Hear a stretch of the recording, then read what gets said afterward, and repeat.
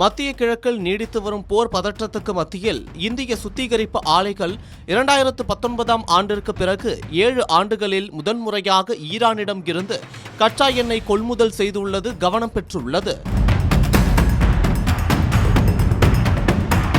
மத்திய கிழக்கில் அதிகரித்து வரும் போர் பதற்றத்தால் ஆர்முஸ் நீரிணை வழியாக கப்பல் போக்குவரத்து தடைப்பட்டுள்ள நிலையில் இந்திய சுத்திகரிப்பு ஆலைகள் ஈரானிடம் இருந்து எண்ணெய் கொள்முதல் செய்துள்ளன.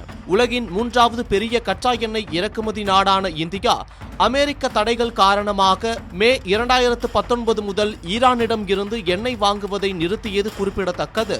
இது குறித்து வெளியுறவு அமைச்சகம் வெளியிட்ட அறிக்கையில் மத்திய கிழக்கு பதற்றத்துக்கு மத்தியில் இந்திய நிறுவனங்கள் ஈரான் உட்பட பல நாடுகளிடம் இருந்து கச்சா எண்ணெய் வாங்கியுள்ளன.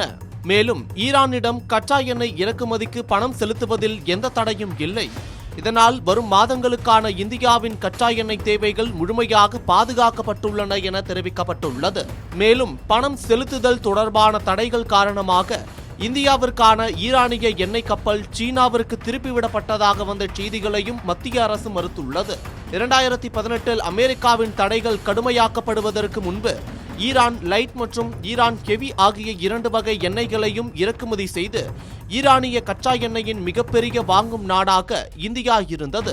அப்போது ஈரானிய கச்சா எண்ணெய் இந்தியாவின் மொத்த இறக்குமதியில் சுமார் 11.5% இருந்தது என தெரிவிக்கப்பட்டுள்ளது. பின்னர் அமெரிக்கா கடும் கட்டுப்பாடுகளை விதித்த பிறகு ஈரானிடம் இருந்து இந்தியா எண்ணெய் இறக்குமதியை முற்றிலுமாக நிறுத்தியது நினைவு கூறத்தக்கது. தற்போதைய போர் காரணமாக ஈரானிடம் இருந்து எண்ணெய் வாங்க அமெரிக்கா பல தளர்வுகளை அறிவித்துள்ளதால் மீண்டும் இந்தியா எண்ணெய் கொள்முதல் செய்ய தொடங்கியுள்ளது குறிப்பிடத்தக்கது. ஈரானுக்கும் அமெரிக்காவுக்கும் இடையேயான போர் 1 மாதத்திற்கும் மேலாக, அதாவது 37 நாட்களாக நடைபெற்று வருகிறது. அமெரிக்காவின் தாக்குதலுக்கு பதிலடியாக வளைகுடாவில் உள்ள அமெரிக்க ராணுவ தளங்கள், எரிசக்தி மையங்கள் மீது ஈரான் தாக்குதல் நடத்தி வருகிறது. இதனால் மத்திய கிழக்கில் பதற்றம் தொடர்ந்து அதிகரித்துக் கொண்டே வருகிறது என்பதும் குறிப்பிடத்தக்கது.